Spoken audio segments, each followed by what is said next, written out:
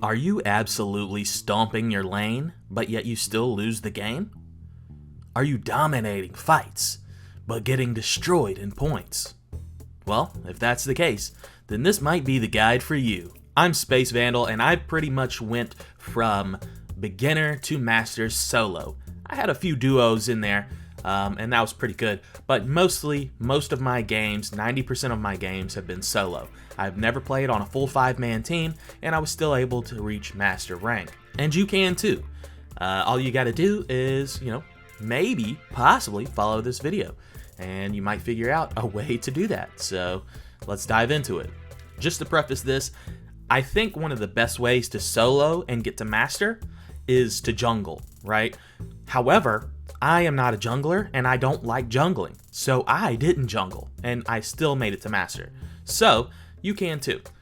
So if you're laning and trying to get to masters solo, the best thing for you to do is find a character that is your best character and auto lock it every time. I don't care what the team lineup is, oh, you don't have any tanks on your team. You know how many games that I had with no tanks and 4 attackers and 1 jungler, and I won it just because I was playing the character that I'm good at? Yeah, I'm not playing any supports. I only own Wigglytuff, and I bought it before it was buffed.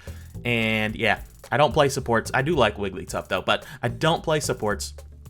I only play attackers and all-arounders, right? And mostly, nowadays, I mostly play all-rounders. But attackers or all-rounders, find you one of each of those or 2 of each of those that you're really good with, but one that you're really, really good with, and auto-lock it every single game.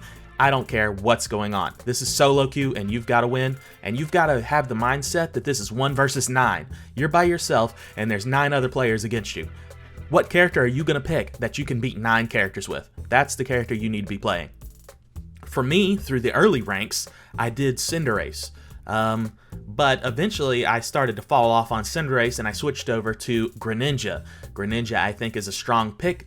Its surf move refreshes its cooldown. If you kill people, it heals you, and you can basically kill somebody from 1/3 health if it's a squishy character, or a 4th health if it's a tank, and you just wipe them completely off the map, and then you can surf again. It's an AoE move. It's strong. He's an attacker. He's an assassin.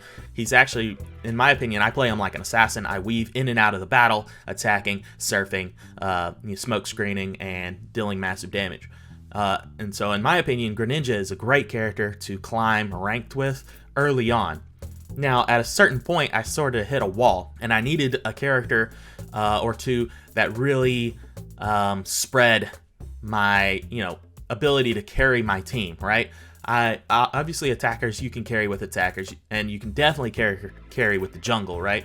But I don't jungle. So the characters that I main right now is all-rounders. And probably the single best, I would say, character to level up and rank up with is Lucario. Lucario is basically busted. He has his own armor or shield that he gets if he's at low health. He can deal half of a squishy character's HP with a power-up punch. Then you Bone Rush, which resets the power-up punch. And then you power-up punch again, and any squishy is dead from that combo, no matter who they are, Cinderace, Greninja, whatever. They just die from that combo. You just use 3 moves back-to-back, and they are dead. That's the end of it. His ult is okay. It's pretty okay. Really, his power-up punch is probably one of the strongest moves in the entire game. As far as like damage, it's as strong as some people's ultimate. It's kind of ridiculous. And if you Bone Rush, it resets the cooldown, so you can basically use that twice.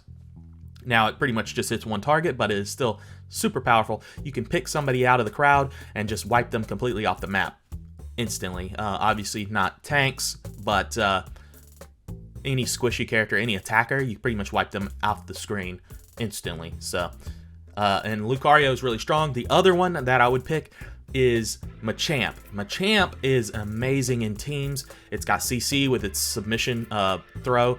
It's got cross chop to slice through some people. I've even tried it with dynamic punch, which was okay. I like cross chop better just for the ability to escape, run, and attack also. It's got both capabilities. Machamp is a true monster, very strong. If you lay that ultimate across 5 people, or even 3 people, or 2 people, I mean, you can take them completely out of the fight just like that. Machamp is a monster and is really strong on teams. You can jungle him too.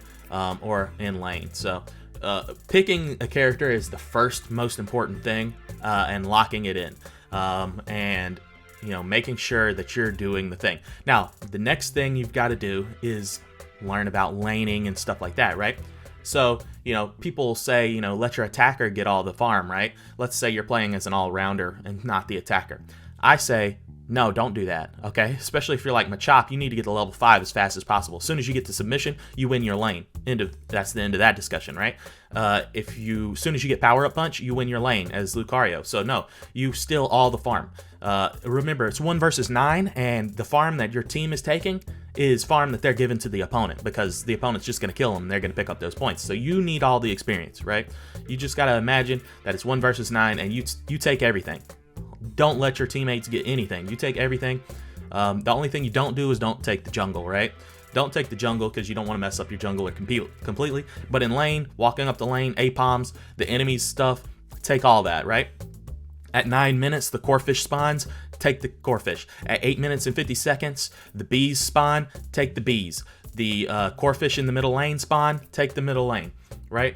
Fight for everything and take everything that you can. That's one of the most important things. Level up, make sure you're the highest level person on your team, obviously besides the jungler, who's probably going to be the highest level.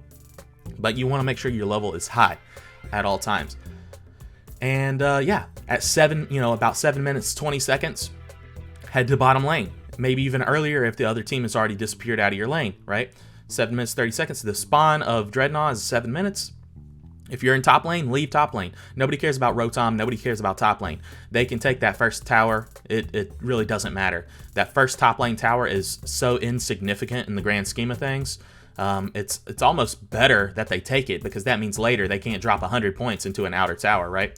So let them take that, get that junk out of the way, go to bottom, get the Dreadnought. If Rotom's still up, run straight back to the top. You don't even have to fight them. You can take their outer tower with the Dreadnought shield, and that's fine if you've got teammates ready to do that. But if your teammates are lame, which you assume they are, just run straight top and go ahead and take the Rotom back and push that into their goal, you know what I mean?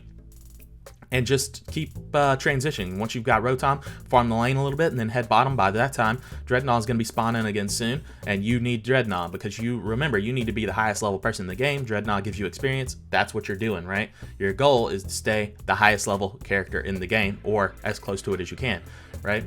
Because the higher your level, the stronger you are. You're not building items like in League of Legends that make you stronger. You're not needing money. You need experience. Experience and points on goals, right? That's what this game's all about.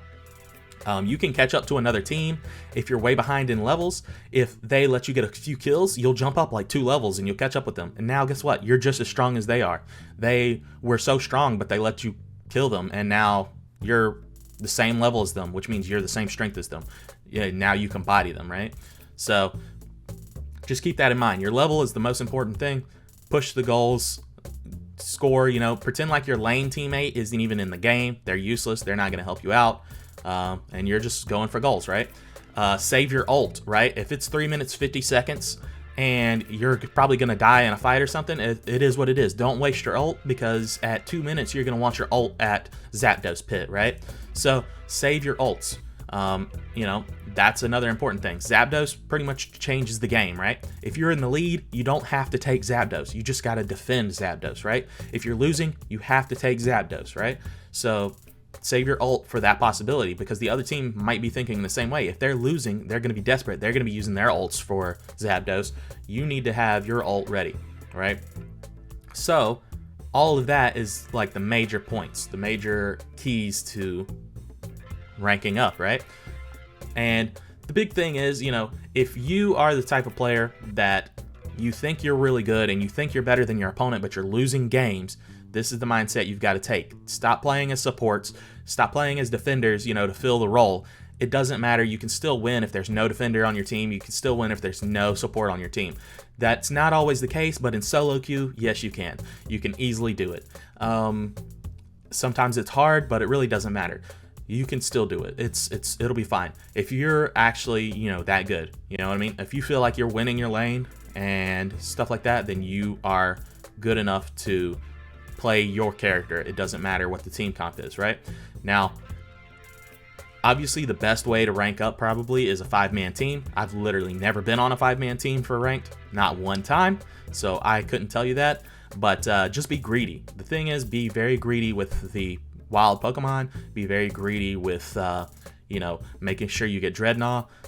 It's good to play in top lane because you can make sure your top lane comes down to help, right? Whereas if you play bottom lane, your top lane might leave you down there when there's all 5 people attacking you and taking Dreadnought. Whereas if you play top lane, you can come down to bottom lane and take that Dreadnought, right? So that's one thing to think about too. Try to play top lane because then you know that you can go to bottom and make sure your team gets Dreadnought, or at least help fight for the chance to get Dreadnought. Whereas if you play bottom lane, you're already bottom. You can't force those people that are just trolling and trying to score goals like 3 points at a time in top lane while you're all dying in bottom, which is one of the most annoying things ever. But anyways, this video is already dragged on, but I just wanted to say the biggest thing is to make master rank is to, if you're solo, you have to imagine yourself versus 9 other people, and you've got to carry the whole game. Basically, you've got to assume that you're carrying the entire weight of the game on your back each and every match so that you can win.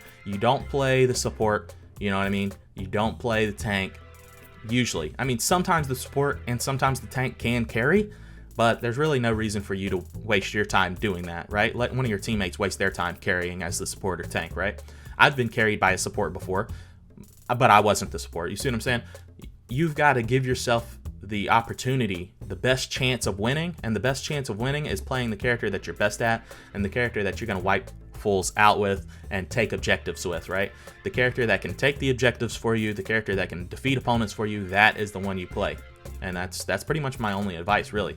Play the character, know the timings on the creature spawns, and be greedy. Take everything. You are the one that's carrying the match. Anyways, guys, if you like this video, if you like these discussions, let me know in the comments down below. If you would like more Pokemon Unite videos, let me know. Also, I have a new rap video out, a new song about Team Rocket on the channel. If you check that out, I'd appreciate it. But yeah, guys, this is Space Vandal. Peace out. Team Rocket coming out of the darkness. Can't even stop us from stealing your partners. This world is ours for the taking. It's ours for the money making.